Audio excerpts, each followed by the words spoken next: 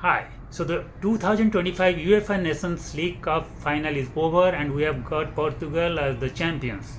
Yes, the least favorite and the fancied among the four semi-finalists have gone on to win the UEFA Nations League Cup in 2025 after beating highly fancied Spain 5-3 in the penalty tiebreak shootout after being tied 2-2 during regulation time and maintaining it till extra time. Let's be very clear.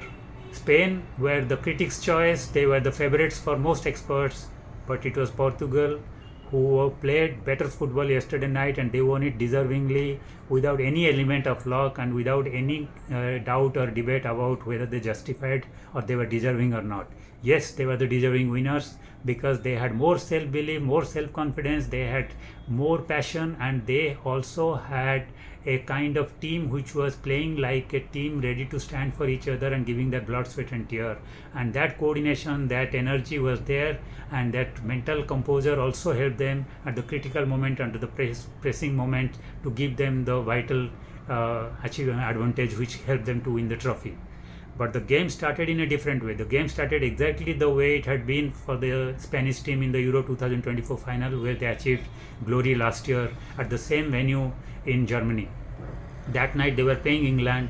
They scored the first goal. They opened it with Nico Williams at the 47th minute before Palmer equalized at the 73rd minute, raising hopes of a fight back and extra time. But then at 86th minute, a certain Oyarzabal scored a devastating goal, which turned out to be a trophy-winning goal for Spain, and Spain achieved glory.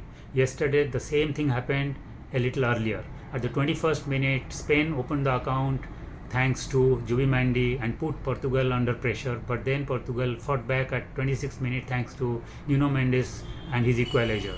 But then at the 45th minute, the same Oyarzabal was there to score for Spain to give them a 2-1 lead going into the halftime. And it looked that goal might have again broken millions of Portuguese fans' hearts, just like how same Orjabal's goal had broken millions of English hearts in the Euro 2024 final barely a year back.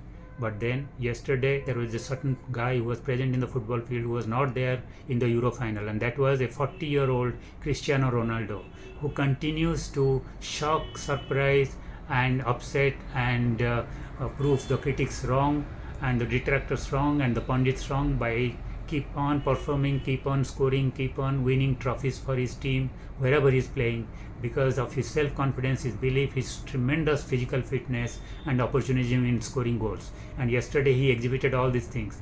It was not a game which was spectacular in by any means for him. He was not playing some sublime football, but he was there at the right moment, at the right time, at the 61st minute. And just like a great poacher he has been, he scored that goal, his 138 personal career goal, international goal, to make it 2-2, and that turned out to be such a vital goal because it changed the course of the game. Because from then that moment onwards, Portuguese team, the perfect mix of young and old, the perfect mix of talent as well as composure, started believing that maybe yesterday was their night. Maybe they could not go on to just match Spain. They could even overwhelm Spain, and maybe they could even win the trophy. And that's what they started doing it. They went into an ascendancy. Spain got a little rattled, little defensive, little tentative, whereas Portugal started mounting pressure. And in the extra time, they looked a completely different team. The raw, awesome pace of Nuno Mendes and Rafael Neo were too much for the Spanish midfielders and the defenders to handle. That forced De La Fuente, the Spanish coach, to go for a forced change, substituting his biggest match winner, Lamine Yamal, for a pair of fresh legs with a little defensive approach to try to blunt the pacey forwards of Portugal. And that's what Portugal needed, because once the Spanish attack was blunted, Portugal became more assured and more assured at their defense, and then they started mounting more and more attacks on Spanish defense, and they looked more likely to score the goals, even though they couldn't score. But that ascendancy gave them the momentum, so when they approached the penalty shootout, they had more self-belief and they scored with clinical precision all the 5 shots, and they were just waiting for one mistake from Spain. And when the most experienced Spanish player, Morata, fumbled with his conversion, that gave them the trophy, and that gave Portugal the trophy after they won it 5-3 in the shootout. So let's be very clear about it. A great night for Portugal. And if you talk about Spain, what went wrong after that 45th minute winning score or the leading goal from Oyarzabal? Maybe there were two things that went wrong. One was that they were mentally fatigued. The mental energy was not there. The adrenaline was just not there after they had adjusted everything against highly fancied France to win that blockbuster semi-final 5-4.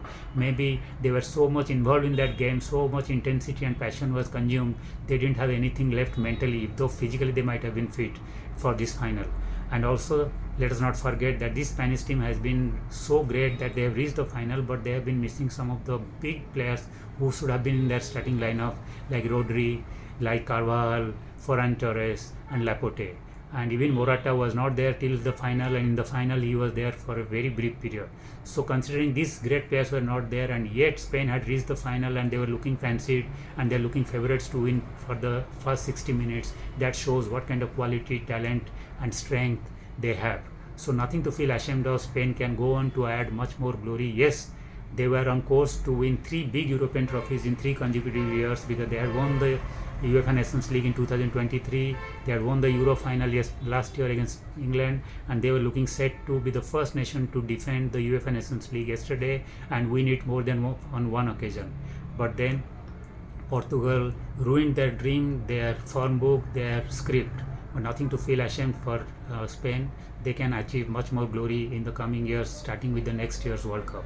So far as Portugal is concerned, great show, great performance. When critics had put them as underdogs and nobody had given them a fancy tag, they went on to shock and surprise all the fancy teams in their course of reaching the final. They beat Germany in the semi-final at their own backyard in Munich, and also they beat finalist Spain yesterday, the highly fancied Spain, and they won it fair and square and deservingly. So congratulations to them, and they created history by becoming the first nation to win more than one UEFA Nations League, and that they owe it to their team spirit and to Cristiano Ronaldo, and great performance by them. Congratulations to Portugal, commiserations to Spain. Thank you.